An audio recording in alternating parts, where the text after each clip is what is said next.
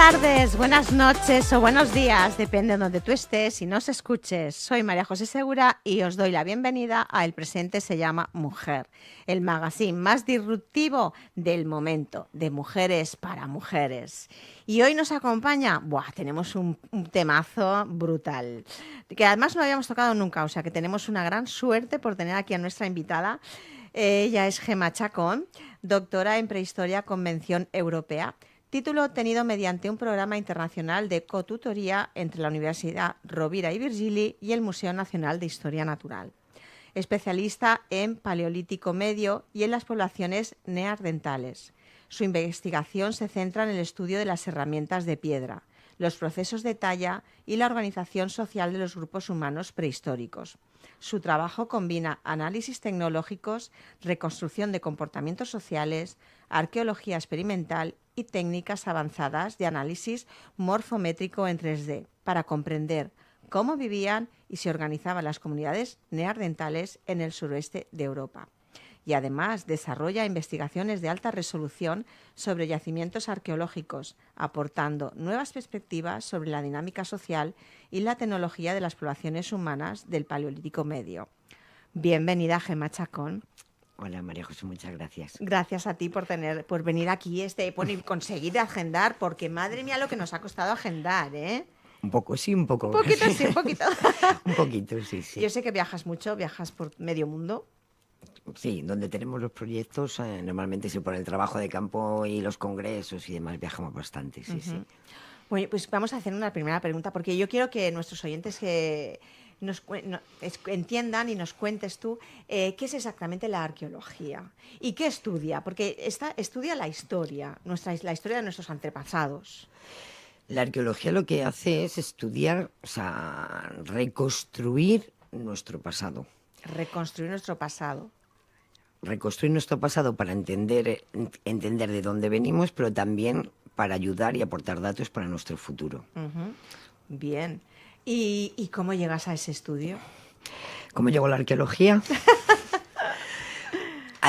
Pues es verdad que siempre me gustó mucho el campo y sobre todo las piedras. Mi madre dice que yo iba siempre con los bolsillos llenos de piedras, que las metía en una caja debajo de la cama y que me las tiraba y que las volvía otra vez a poner, a rellenar y a rellenar.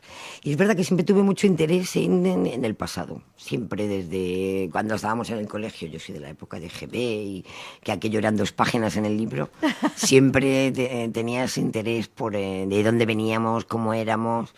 Y bueno, cuando luego ya llegué al instituto y demás, tenía muy claro, aparte yo solo elegí arqueología en las 2 universidades, yo soy de Madrid y estudié en Madrid, y tenía muy claro que hacía eso o hacía eso. Sí. ¿Y las piedras, es verdad que las piedras te hablan? Las piedras hablan mucho, mucho. Aparte es el primer ejemplo de cultura material. O sea, de una herramienta de piedra que las más antiguas que conocemos tienen 3,3 millones de años, hemos llegado al móvil, a una nave espacial y a poder llegar a Marte. Es el origen de la tecnología humana y de la capacidad de inteligencia simbólica y de estructuración mental de los primates humanos que somos nosotros, hoy en día solo la especie Homo sapiens. Wow. Wow. ¿Y qué información puede revelarnos estas piedras? Sobre todo, o sea, por un lado, como te decía, es de qué manera hemos aprovechado los recursos, cómo se ha explotado la naturaleza, cuál era nuestra dieta, de qué manera nos hemos movido en el territorio, porque no solo se utilizan las piedras que tenemos debajo de los pies, porque no siempre tenemos a disposición esas rocas que necesitamos para hacer las herramientas.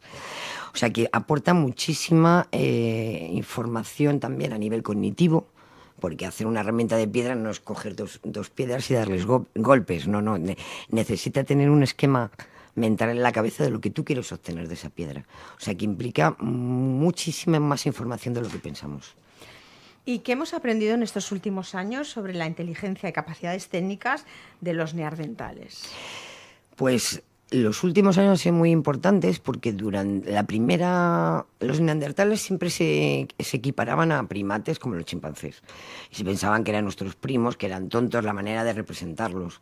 Si vemos las primeras imágenes, o sea, las primeras representaciones gráficas que se hicieron de los neandertales, siempre estaban encorvados, parecían como unas bestias que les faltaba inteligencia.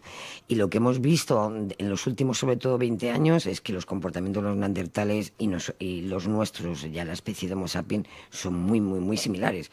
Aparte, se hibridaron y se cruzaron. Todos llevamos entre 2 y un 3% de neandertal en nuestro ADN, por lo que muy tontos no tendrían que ser, porque si no, no nos hubiéramos cruzado con ellos seguro. Pero sí que es verdad que todos los estudios muestran que es muy similar a la cultura material, la manera de desarrollar las actividades, la vida social en grupo, era muy similar al Homo sapiens.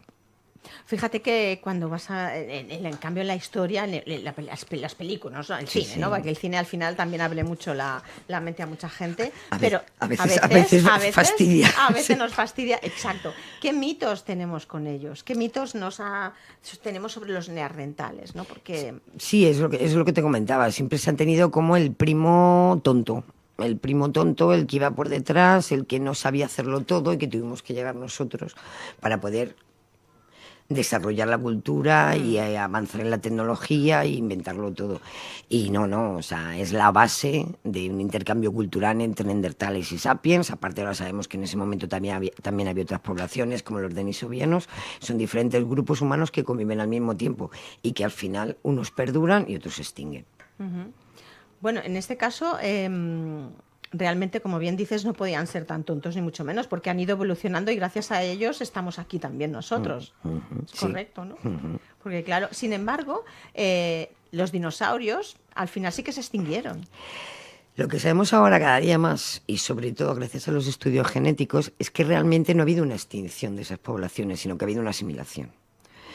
Al final, si hay hibridación entre diferentes especies, hay una que poco a poco va perdiendo la carga genética. Siempre hay uno, entonces es Homo sapiens quien ha ganado, vamos a decir, genéticamente, pero esta idea que se tenía, que se extinguieron porque tenían menos capacidad cultural, porque tenían menos capacidad cognitiva, porque los grupos eran muy pequeños, o sea, ha habido muchísimas hipótesis, incluso que los sapiens cazaron a los neandertales, o sea, se ha escrito de todo sobre ello, incluso algunos según algunos autores, con base científica. Y a lo que sabemos, gracias sobre todo a los estudios de genética, es que al final lo que hubo es una hibridación y poco a poco se asimiló la especie neandertal dentro de Sapiens. Por eso tenemos un 2-3% neandertal cada uno de nosotros. Y tú cuando vas a algún yacimiento, exactamente qué haces, qué te encuentras o qué esperas encontrar. Depende si es un yacimiento nuevo. Vas un poco a ver qué encuentras y en el caso de cuando son yacimientos los que llevas muchos años trabajando, más o menos ya sabes lo que te vas a encontrar. Por ejemplo, en el caso en mi caso, yo llevo trabajando en el Abric Romaní, que es un yacimiento de Paleolítico Medio, uno de los yacimientos más importantes para el estudio de la vida neandertal. Está en Capellades, en Barcelona. ¿En Capellades? ¿Está aquí al lado? Aquí al lado, sí. Aparte invito a todo el mundo que quiera venir. En agosto estamos de excavación y durante todo el año hay visitas guiadas, programadas al yacimiento, incluso con actividades. Qué chuli. Pues todos nuestros oyentes iremos. Pues ahí os esperamos a todos. Perfecto. Ya son 43 años de excavación ininterrumpida. Wow. ¿No? Yo no llevo tantos, pero bueno, desde el 95, ahora soy una de las codirectoras del yacimiento. Y lo que estamos haciendo es ir excavando, imaginaros un edificio de pisos, vamos excavando cada piso que ha ocupado los neandertales desde hace 40.000 años hasta los 70.000 que por ahora sabemos que tenemos en el yacimiento. Y llevamos ya 18 pisos.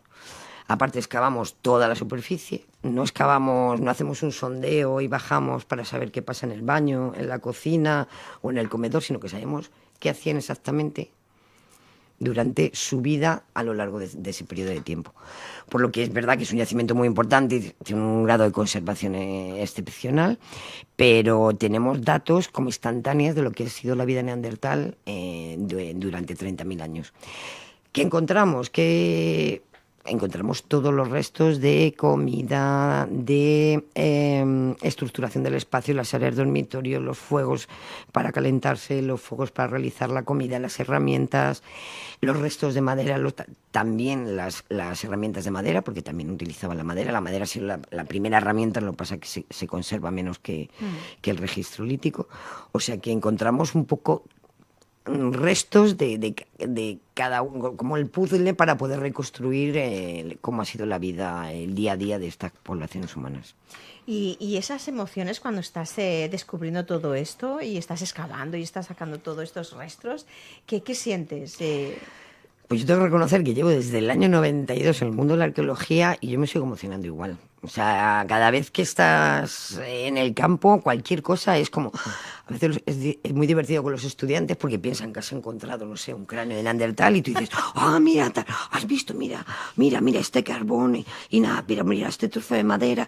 Y se quedan así, pero solo es un trozo de madera. Ya, pero es que este trozo de madera normalmente no sé, es... Bueno, yo creo que por eso también sigues en este mundo de la arqueología, si no serías arqueólogo, ¿no? Es algo... Es como que has encontrado un poquito más para explicarle a la gente de dónde venimos y hacia dónde vamos, que eso es algo que tenemos que tener siempre en cuenta. ¿Realmente podemos saber hacia dónde vamos? Pues estamos en un momento, ¿cuál es uno de los grandes problemas del planeta? El calentamiento global.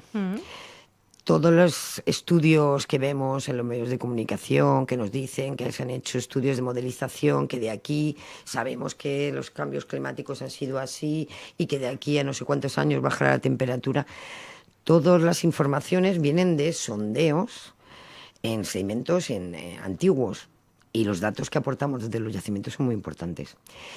Aparte, a nivel genético, el estudio del ADN fósil está ayudando para la creación de vacunas, para el estudio de muchas enfermedades. Sabemos que los neandertales tienen Alzheimer, tenían algunos tipos ya de cáncer.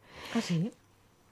Y algunas enfermedades que se ve y que es posible obtener datos para ayudar a encontrar el origen y de esta manera una vacuna o medicamentos que puedan ayudar. Y así hay más ejemplos. Pero por eso digo lo del futuro, porque siempre piensa todo el mundo que solo reconstruimos como éramos, ¿no? También ayudamos a saber qué pasará en cierta parte en el futuro. Al menos aportamos datos con nuestra investigación. Uh-huh. Fíjate qué interesante, porque la verdad es que la arqueología está como... No como mal vista, pero ahí está ahí. Sí, parece que estamos de vacaciones. Exacto, ¿no? Que sí, viajando de aquí para allá. Sí, pero no.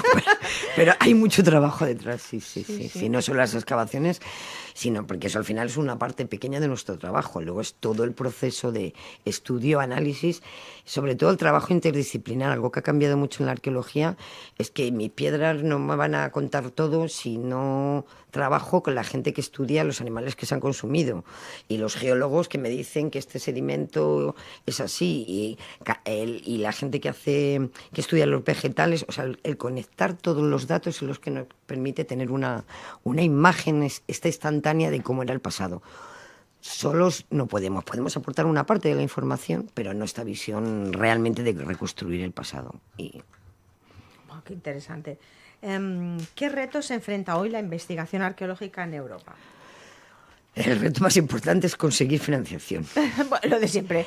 Creo que pasa en todas las disciplinas. Hoy en día, por desgracia, y sobre todo en este país, a nivel de investigación, da igual que seas arqueólogo o que seas médico casi, porque te da lo mismo.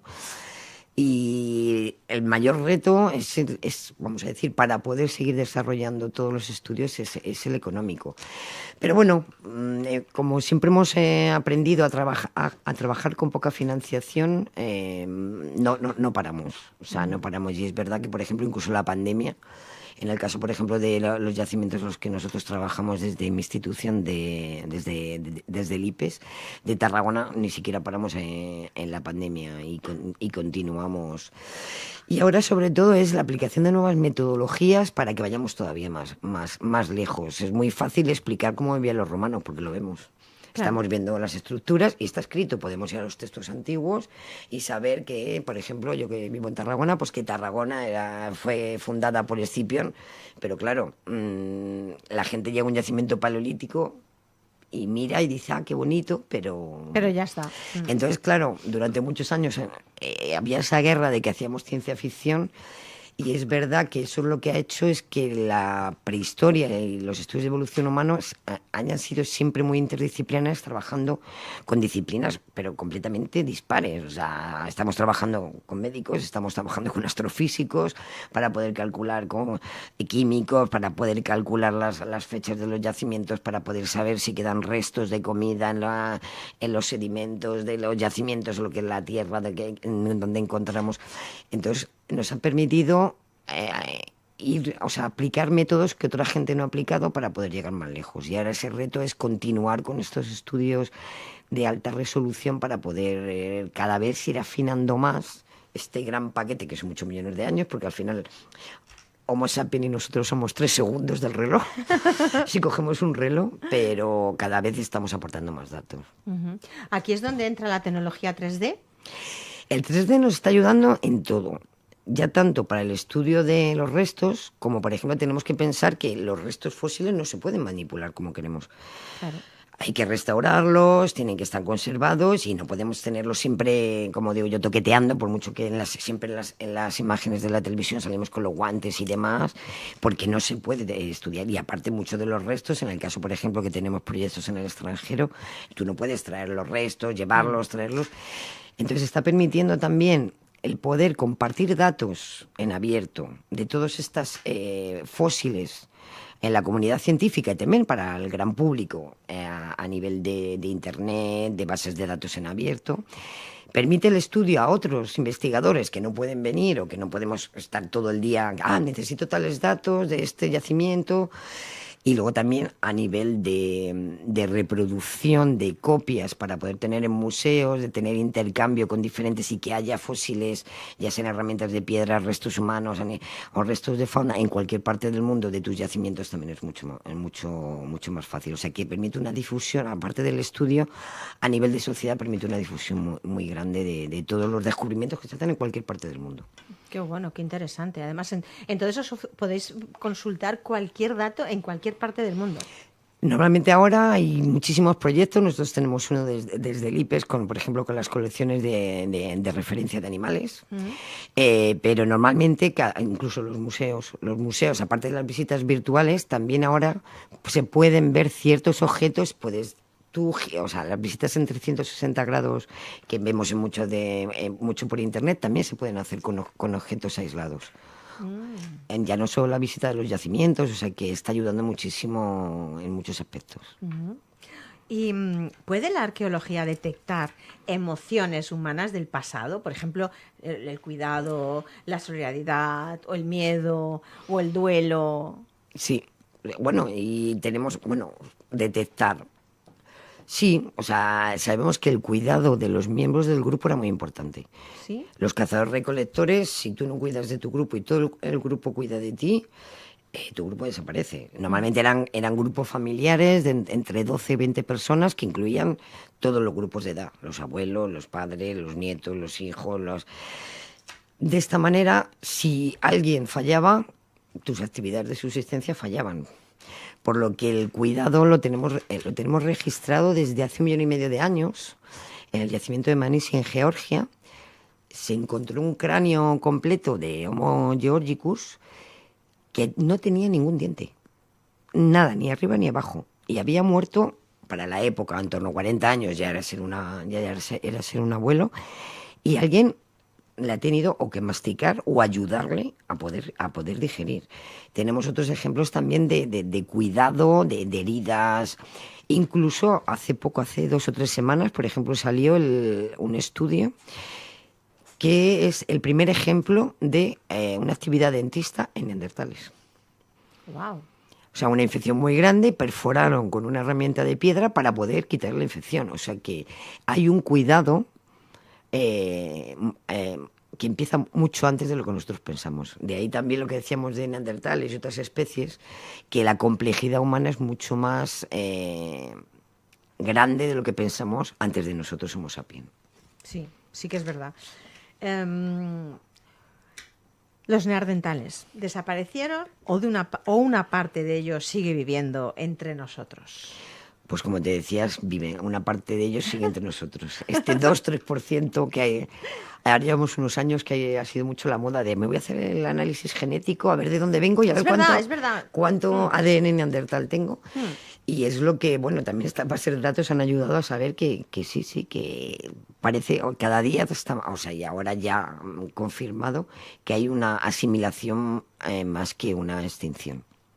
Wow. ¿Y qué nos dice la forma de fabricar herramientas sobre la inteligencia y la memoria y el aprendizaje de aquellas poblaciones? Pues que eran muy inteligentes, porque realizar herramientas de piedra es muy complicado. Sobre todo porque... Hombre, además es que la piedra es un producto súper duro. Sí, y aparte, lo que comentaba antes, tú no puedes dar 2 golpes, o sea, tienes que tener el esquema, tienes que saber exactamente de qué manera darle a una con la otra para poder tener el ángulo, para poder obtener la pieza que tú quieres y sobre todo es que el esquema mental lo tienes que tener aquí. Claro. Cuando por ejemplo, si pensamos en un carpintero que quiere hacer algo, bueno, o un carpintero de ahora o de antes, si no sabe exactamente la pieza que quiere hacer, no la hace. Puede tener la mejor madera del mundo, pero no es capaz de hacerla. Por lo que implica que nuestra estructuración mental y nuestra complejidad mental ya estaba completamente desarrollada en la época de los neandertales. Wow, wow. ¿Tú crees que la arqueología moderna está destruyendo el mito del hombre de las cavernas? Sí. Está destruyendo muchos mitos, afortunadamente, está destruyendo muchos mitos. Y en este entorno en el que estamos del programa, sobre todo uno de los mitos que se están destruyendo es la importancia de todos los miembros del grupo. No voy a hablar de arqueología feminista, sino de arqueología de género, que es la inclusión de todos los miembros del grupo. Un grupo, como comentaba, de cazadores-recolectores está formado por unos abuelos, por unos padres, por unos hijos, por unos hermanos. Toda la gente tiene que estar representada y se está haciendo un trabajo muy grande en dar esa importancia a la visibilidad de todos los miembros del grupo. O sea, eran realmente un equipo. Era un equipo. Y, por ejemplo, los niños que nosotros ahora están súper protegidos, los niños a partir de 8 o 10 años formaban parte de las partidas de caza, de la recolección de vegetales. Y esto es algo que me hizo mucha gracia. Estuve 2 años trabajando en Filipinas y los niños iban con unos cuchillos que nosotros no les daríamos a nuestros niños nunca. Entonces, según la edad, el bolo, que les llaman allí, iba creciendo. Y era parte de su herramienta, o sea, de su herramienta para todo. Entonces, tenemos unos convencionalismos culturales que a veces no nos permiten entender bien cómo era el pasado. Por eso utilizamos mucho las comparaciones con otras poblaciones de cazadores-recolectores actuales, aunque tengan influencia del momento en el que estamos viviendo, pero no podemos hacer una interpretación de lo que encontramos en los yacimientos con nuestra mentalidad de hoy, porque es completamente diferente. ¿Quieres decir que hemos avanzado en nuestra mentalidad? ¿Crees que ha avanzado o crees que ha retrocedido? Por supuesto que hemos avanzado. O sea, yo creo que en la tecnología, en la tecnología. Lo que pasa es que, bueno, ahora con lo que voy a decir, mis compañeros que trabajan a partir del Neolítico se enfadarán conmigo, pero la jornada de 8 horas, el capitalismo, la propiedad, las guerras, todo empezó a través del Neolítico y a través de ser sedentarios. Los grupos cazadores-recolectores cuidaban más de la naturaleza que nosotros, porque tenían un equilibrio. Por supuesto que podía haber enfrentamientos y vivían de la naturaleza, pero sabían cómo cuidarla. Y, por ejemplo, está demostrado que un grupo cazadores-recolectores, con 16 horas a la semana, que el grupo prepare todas las herramientas que necesitan, cacen los animales, pueden estar el resto de la semana solo teniendo vida social. Por lo que creo que esa parte la hemos hecho mal. La hemos hecho mal, muy mal. Muy mal. Muy mal. Creo que de estrés no tenemos rastros de que ninguna población haya muerto de estrés. Vaya. Para quienes no pertenecen al mundo académico, ¿por qué consideras importante seguir investigando la prehistoria? Pues como te comentaba, porque estamos aportando muchos datos para avanzar hacia adelante, avanzar hacia el futuro y sobre todo yo creo que ahora con este gran problema al que nos enfrentamos la humanidad del cambio climático, podemos aportar muchísimos datos a cómo podemos ayudar a que esto pare un poco. Luego ya, por supuesto, falta que los países quieran hacer algo o no contra ello, ¿no? Y luego, sobre todo, la parte, yo creo que todo lo de investigación médica también es muy importante a través de la paleoantropología. Estoy de acuerdo, pero al final, ¿no crees tú que que el mundo, o sea, como bien has dicho, ¿no? Que cuidaba mucho de su vegetación, de todo su mundo, que era lo que le mantenía, ¿no crees que es muy sabio? Sí, lo que pasa que... ¿Y no crees que se regenera solo? No sé hasta qué punto. El problema es que estos cambios climáticos han existido durante toda... Exacto, durante toda... Lo que pasa, lo que ahora hemos hecho sobre todo ha sido acelerarlo. Ah, entonces por eso... La naturaleza no va tan rápida. Claro. Porque estos cambios climáticos drásticos, desde hace 7 millones de años los hemos tenido. Por eso estas grandes extinciones de fauna, de plantas, de todo. Pero ahora lo que hemos hecho ha sido acelerarlo. Pues qué interesante, Gemma. Pero ya no nos queda un minutito, nada más que la última pregunta. Para terminar, si pudieras viajar al Paleolítico Medio durante un solo día, ¿qué te gustaría observar? Sentarme y ver los grupos, cómo vivían, para ver si realmente lo que nosotros estamos contando es realidad, aunque estamos casi al 100% seguros, pero sí, si me dijeran... ¿Te gustaría vivirlo? Sí, me gustaría vivirlo, sí. Bueno, hay que decir que te vas de viaje a Sri Lanka. Sí. Mañana, o sea que te agradecemos que hayas estado aquí en este poquito de tiempo que te hemos dado en el programa. Podíamos ver, cuando quieras, en septiembre, la segunda temporada, volvemos y hablamos más de este tema porque es muy amplio. De hecho, además tenemos a nuestro próximo invitado de la hostelería que también ha dicho que la gastronomía también se podía fusionar con la gastronomía de nuestros ancestros, con lo cual sería un programazo.